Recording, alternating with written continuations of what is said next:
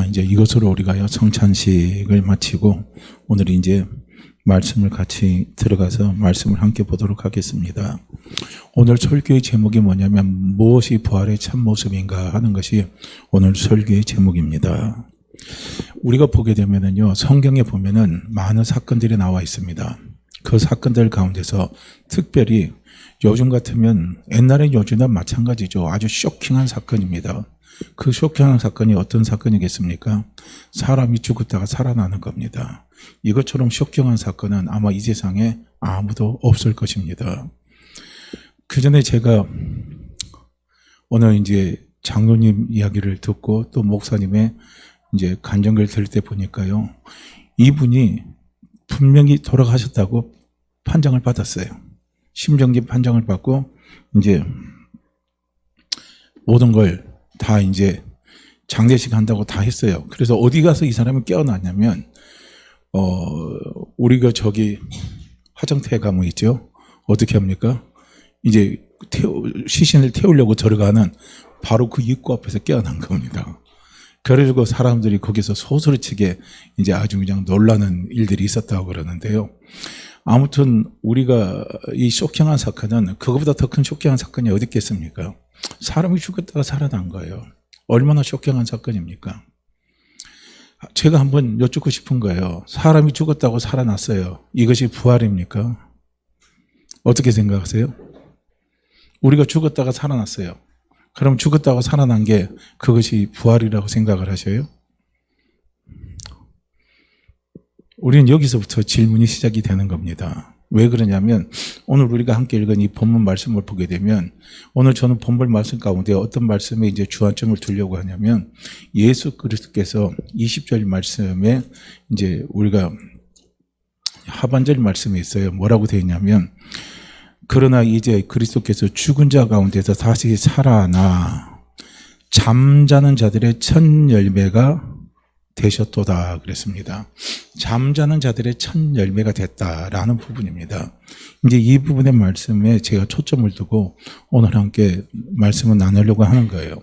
성경의 본문은 무엇을 이야기하냐면 죽음은 잠자는 것으로 이렇게 비유를 해서 말씀을 하고 있잖아요. 그죠?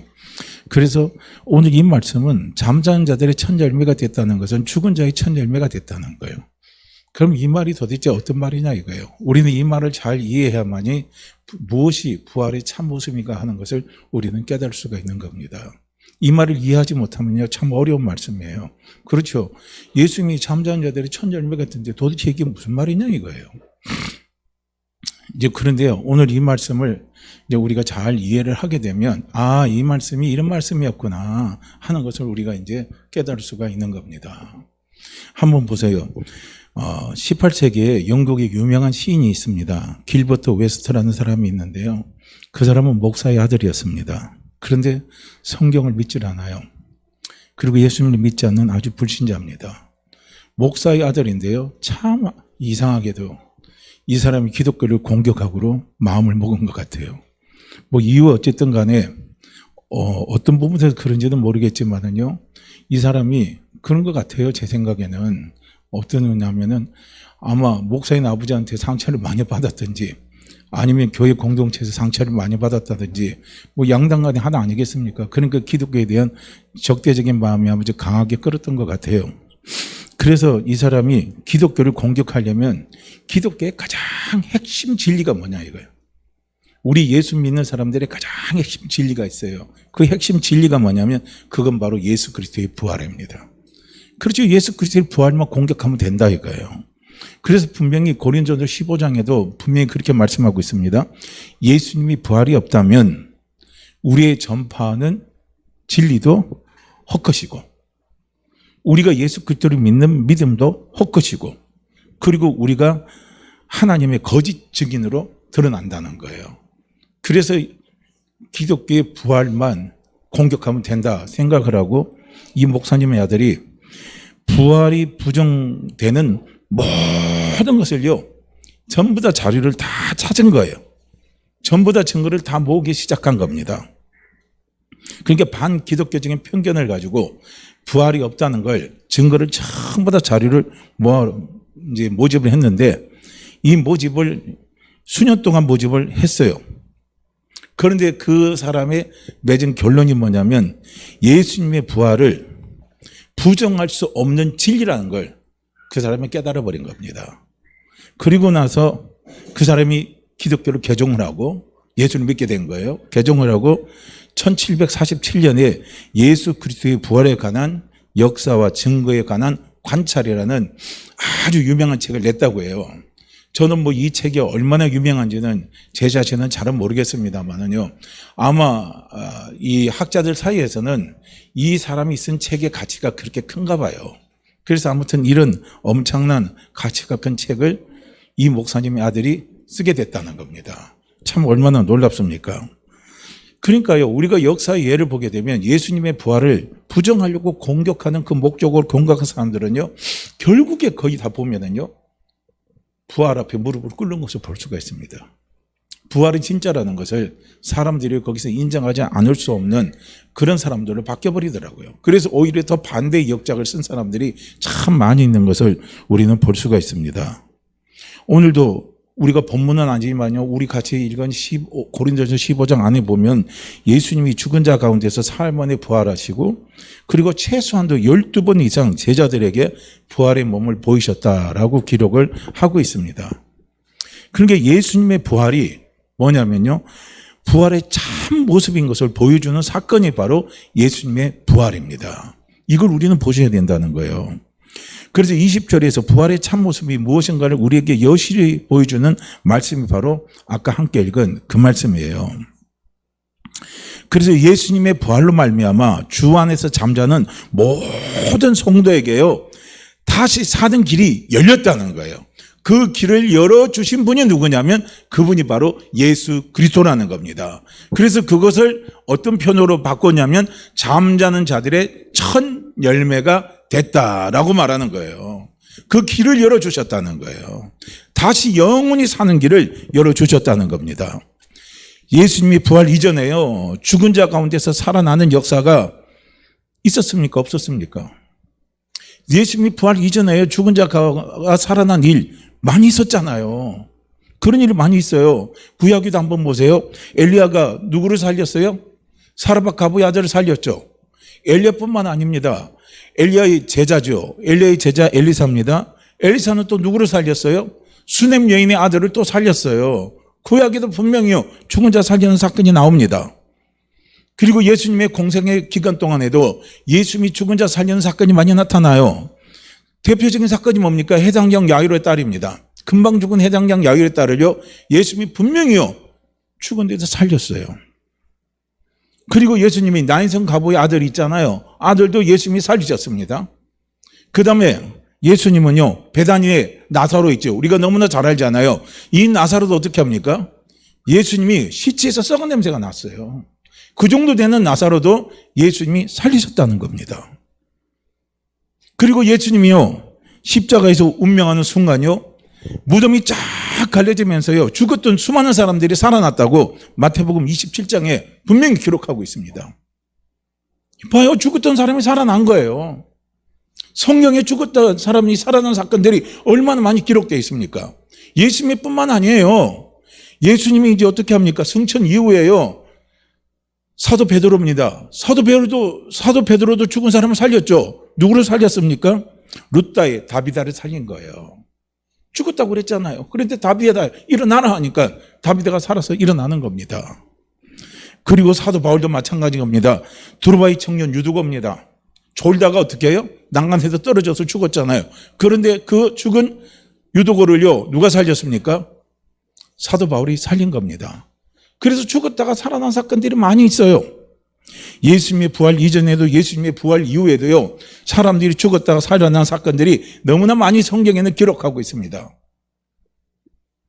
그런데 왜 사도 바울이 예수님의 부활을 가리켜서 부활의 첫 열매라고 했느냐 하는 것을 우리는 거듭 반복된 말씀이지만요, 이것을 확실하게 봐야 된다는 거예요.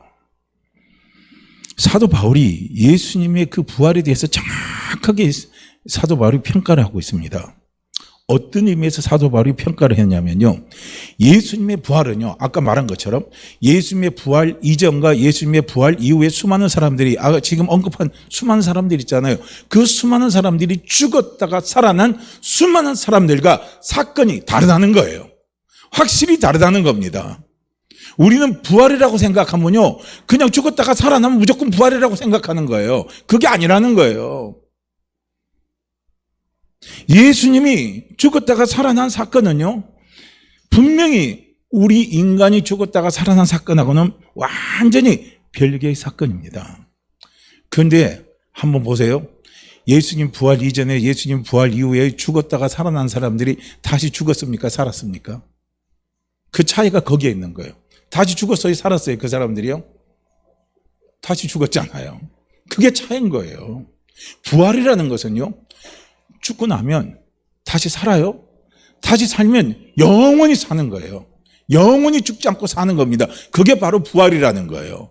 이 부활의 길을, 영원히 죽지 않는 이 부활의 길을, 이 부활의 생명을 누가 열어놓으셨느냐? 예수 그리스도께서 열어놓으셨다는 겁니다. 이게 얼마나 우리에게는요, 놀라운 사건이고 얼마나 하나님 앞에 감사한지 우리는 생각하지 않을 수가 없습니다. 왜 사람은요, 죽었다가 다시 살았는데 다시 죽을까요? 그것이요, 육적인 생명의 한계입니다. 왜냐하면 우리 육적인 생명에는, 자연적인 생명에는 뭐가 없습니까? 그 안에는 영생이 없습니다. 영원히 사는 생명이 없어요. 그 영원히 사는 생명이 그게 바로 부활의 생명입니다. 그 생명이 없기 때문에요, 우리는 다시 살아나도 다시 죽어요. 죄송하지만 죽습니다. 그러니까 아까도 제가 말씀드렸잖아요. 그분이요, 그 화장터에서 분화구로 들어가기 전에, 시신이 분화구에 들어가기 전에 그 사람은 거기서 다시 깨어나서 살았어요. 그런데 그분이요, 또 얼마 안 가서 또 돌아가셨어요. 이게요, 육적인 생명을 가진 우리의 한계라는 겁니다. 이것이 부활하고 현격한 차이가 바로 여기에 있는 거예요. 우리는 무조건 죽었다고 살아나서 그것이 부활이 아닌 겁니다. 부활은요, 죽었다가 살아나면 다시 죽지 않는 것이, 이것이 바로 부활인 겁니다. 그래서 육적으로 죽었다가 다시 살아난 사람들 무덤이 다 있잖아요. 기저 무덤이 있어요. 아마 그분도 죽었다가 살아나셔서 다시 죽었기 때문에 수목장을 하면 수목장에 가면은 그 나무에 뭐 있을 것이고요. 아니면은 납골 땅에 가면 그분이 있는 흔적이 있을 거 아닙니까? 분명히 흔적이 있을 겁니다. 그런데 예수님은 흔적이 없어요. 예수님은 무덤이 없습니다. 왜냐하면 예수님은 죽었다가 다시 살았는데 다시 죽지 않았다는 거예요.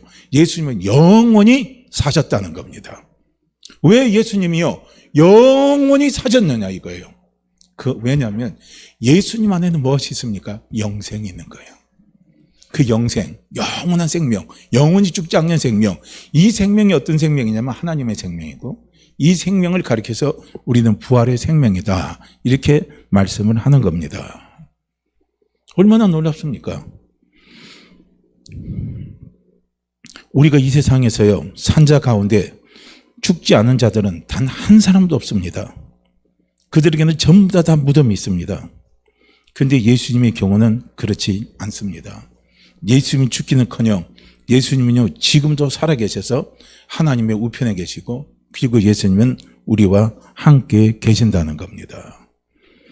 그래서 예수님의 부활은요, 육적으로 다시 살아나는 우리 인생의 소생과는 완전히 근본적인 결이 다른 거예요.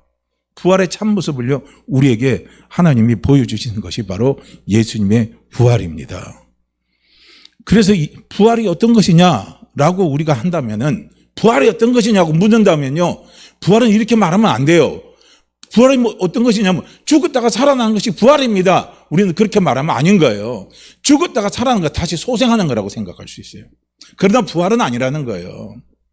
부활이라는 것은 무엇이냐면요, 부활은 다시는 죽음이 주장할 수 없는 상태로 되살아나는 겁니다.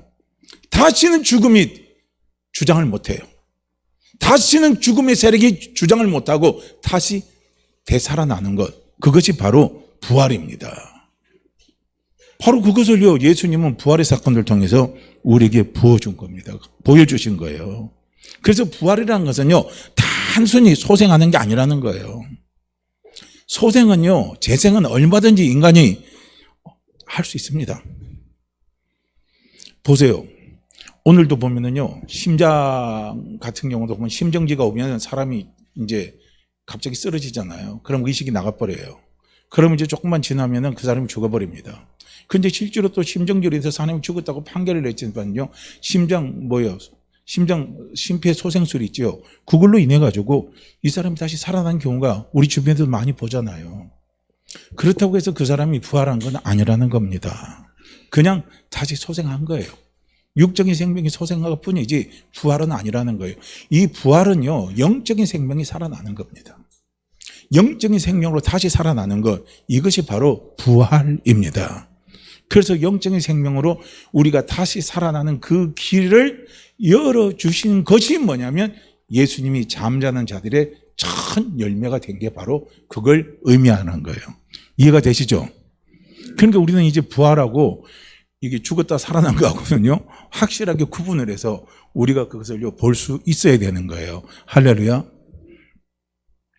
지금 아무리요, 의학이 발달하고 죽어가는 사람이 살고, 거의 죽어가는 사람들을 다 살려놓는다 할지라도요, 사람은요, 영원히 사는 게 아닙니다. 잠깐 생명만요, 연장해 놓는 거예요.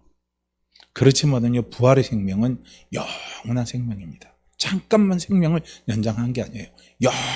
영원히 살도록요, 그 생명을 죽지 않는 생명으로 만들어 놓은 것이 바로 그게 부활입니다.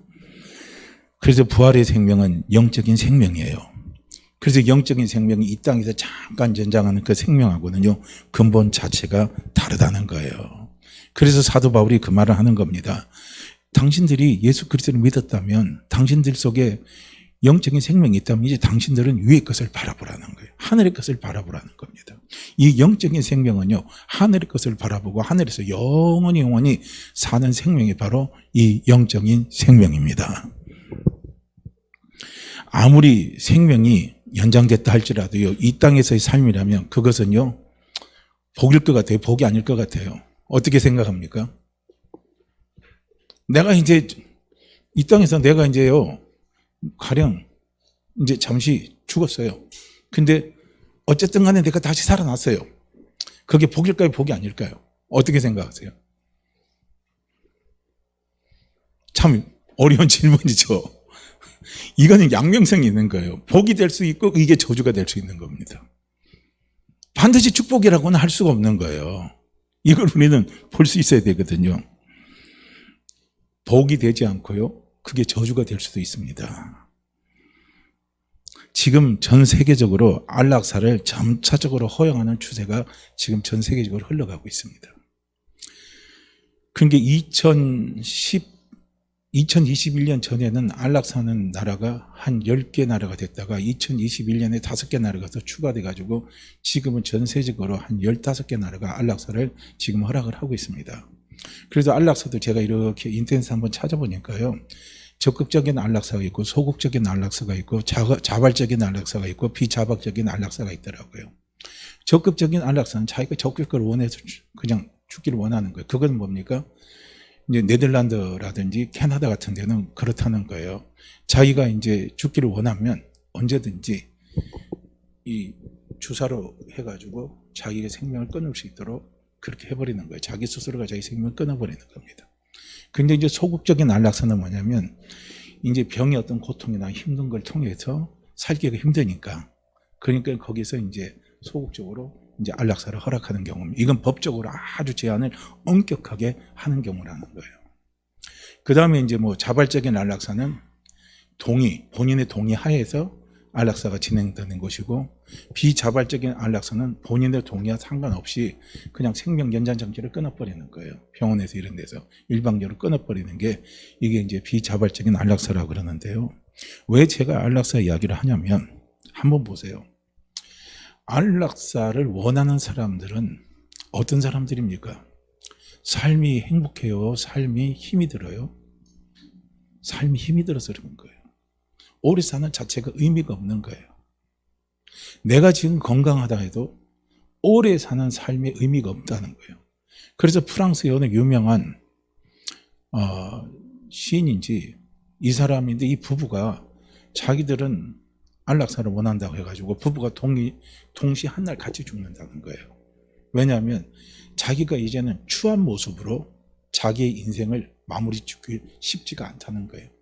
가장 자기가 자기 인생을 화려하고 가장 좋을 때 내 인생을 마무리 짓기를 원한다 해가지고 그 사람은 그렇게 하더라고요. 유언을 그렇게 남겼어요. 그리고 그렇게 진행하기로 부부가 서로 합의를 한 겁니다. 그리고 이제 대부분의 안락사는요, 대부분이 다 그래요. 삶이 힘이 드니까. 몸에 병이 찾아와서 너무 고통스러우니까요. 그러니까 자발적으로 견디기가 힘드니까 안락사를 원하는 경우가 많이 있습니다. 그래서 지금 안락사를 합법화시키는 나라들이 많아요. 그리고 실제로 우리나라도 보면은 소극적인 안락사는 허용하는 추세라는 거예요. 그 소극적인 안락사가 뭐냐면은 이제는 병원에 가서도 치유해도 치유 효과가 떨어지고 치유한다 할지라도 내가 살면 얼마나 더 살겠냐 이거예요. 그래서 고통스럽게 더 살기가 싫다 이거예요. 그래서 내 생명을 스스로 연장시키는 그런 일들을 하지 않는 거. 그걸 이제 법적으로 허용하는 부분으로 우리나라도 지금 서서히 추진하고 있잖아요. 그래서 지금도 우리 그거 동의받잖아요. 건강할 때 이제 내가 나이 들어서 더 이상 이제 자식들에게 피해가 되고 짐이 되고 그리고 내 스스로도 힘이 드니까 그럴 때는 내가 더 이상 안 하겠다 하고 그렇게 이제 지금 동의서를 받는 경우가 지금 많이 있습니다. 어쨌든 제가 이렇게 말씀드린 건 뭐냐면 우리가 장수하면 행복하다고 생각하는데 그게 맞을까요? 오래 살면 행복하다. 맞을까요? 어떻게 생각하세요? 장수는 복이라고 그러는데요. 그것도 전제 조건이 있어야 돼요. 어떤 전제 조건이 있냐면 내가 이 세상 살아갈 때 있잖아요. 내 안정이 보장돼야 돼요. 그죠? 내 안정이 보장이 돼야 되는 겁니다. 내 안정이 보장되고 내 행복이요 이렇게 보장이 돼 있는 경우에는요 장수하면 축복입니다. 정말 오래오래 살고 싶죠. 그런데 정말 하루하루 먹고 살기가 힘들고 하루하루가 지나는 게 그냥 악몽 같아요. 너무 힘이 들어요. 그런데 그런 데서요 어떻게 합니까? 장수한다면 그게 과연 행복일까요? 그게 과연 축복일까요? 한번 생각해 보세요. 어떻게 생각하십니까? 북한의 정치 포로범 수용소에 가면은요, 우리 예수 믿는 사람들 잡아다가 그렇게 한다고 그러잖아요. 너희들은 평생, 김일성이 그랬대요. 예수 믿는 사람들 김정일이도 햇빛을 보지 말고 땅만 보고 살게 해라. 그래가지고 어떻게 합니까? 머리를 땅으로 쳐박고 살게 하는 거예요. 그 아주 악독한 곳에는요, 우리 센물 만드는 거 있죠. 제철소 있죠. 제철 가서 센물을 만드는데 그 센물을 만드는데 이 사람들이 거기 가서 일을 시키는데 햇빛도 보지 못하게 해요. 그렇게 센물이 막 몸에 티백이잖아요. 그렇게 막 몸에 이게 막 닥치닥치 붙은 거예요. 나중에 이게 막 군살이 붙으니까 새까맣게 돼버리더라는 거예요. 그냥 완전히 다 숙이고. 가령 그런 곳에서 내가 장수하기를 원합니까? 이건 우리 이제 예수 믿는 사람들이 이제 그 박해받는 그것인데 저 같아도 차라리 그곳에서 빨리 하나님이 나를 데려가기를 원하지 난 그곳에 오래 있고 싶지는 않아요. 정말 오래 있고 싶지 않습니다. 만약에 정치범이에요. 예수 믿는 사람이 아니라도 정치범인데 그런 고통의 참악 가운데 이 사람을 그렇게 살아가게 한다면 먹을 것도 하루에 강냉이 150g 줘갖고 막 배 다 굶고 눈에 보이면 막 쥐라도 잡아먹고 뭐 다 한다는데요. 그런데 그런 데서 장수하는 게 그게 과연 행복일까요? 그게 아니잖아요. 우리가 생명이 연장되고 생명이 오래되는 것은요. 뭐든지 안정이 보장이 돼 있을 때. 그럴 때 그게 장수가 복인 겁니다. 그렇지 않을 경우는요. 우리가 다르다는 거예요. 생명은 그것이 안전하고 생명의 위협이 되는 다른 그 무엇이 없을 때 비록 행복한 겁니다. 그래서 장수가 축복이라는 거예요. 그렇지 않은 경우에는요, 사람들이 그런 말 하잖아요. 죽느니만 못한 삶이 될 수 있는 거예요. 죽지 못해 사는 인생이 되는 겁니다. 이런 인생은요, 결국 복은 아니지 않습니까? 그런데 중요한 것은 무엇입니까? 부활의 생명은 다르다는 거예요. 할렐루야. 부활의 생명은 확실히 다릅니다. 왜 부활의 생명이 다르냐면요, 로마서 6장 10절 말씀에 보면 부활은 뭐냐면 하나님께 대해서 살아나는 것이 그게 바로 부활이에요. 그러면 하나님께 대해서 살아난다라고 하는 것은 그것은 무엇을 이야기하냐면 하나님에 대해서 사는 삶이고요. 하나님에 대해서 사는 삶은 어떤 삶을 이야기하냐면 하나님과 더불어 사는 삶이에요. 하나님과 함께하는 삶입니다. 이걸 우리는 쉬운 말로 말하면 임마누엘의 삶이라는 거예요. 항상 하나님과 함께 사귀면서 영원히 사는 삶, 이 삶이 바로 부활의 삶이라는 거예요. 그래서 부활의 삶은요, 우리가 이 땅에서 그냥 장수하는 것하고 차원이 다른 겁니다. 우리가 날마다 하나님과 함께하는 삶, 날마다 주님과 사귀는 삶, 그 삶 속에는요, 우리의 환경이 어떤 환경이 찾아온다 할지라도 우리는 그 환경을 다 이기고 뛰어넘을 수 있는 힘이 어디서 나옵니까? 하나님과 함께하는 삶에서 나오는 거예요. 하나님과 사귀는 삶에서요, 그 힘이 나옵니다. 왜냐하면 하나님은 그 힘을요, 분명히 우리에게 공급해 주시고 우리에게 허락해 주신다는 거예요. 아까도 말씀드렸지만은요, 예수 믿는 우리가 정치범 수용소에서 북한에 잡혀가가지고 허리가 반으로 다 끊어지고 몸이 시큼해가지고 처음에 들어간 사람이 보니까요, 그 사람이 그런 줄 알았대요. 몸에 검은 가죽을 입은 줄 알았대요. 갑바 있잖아요. 갑바를 쓰. 알고 보니까 갑바도 안 입었다는 거예요. 맨살이니까 맨살. 맨살에 그냥 그게 태벽해가지고 골맞다가 썩었다 하다가 그냥 군살이 져버린 거예요.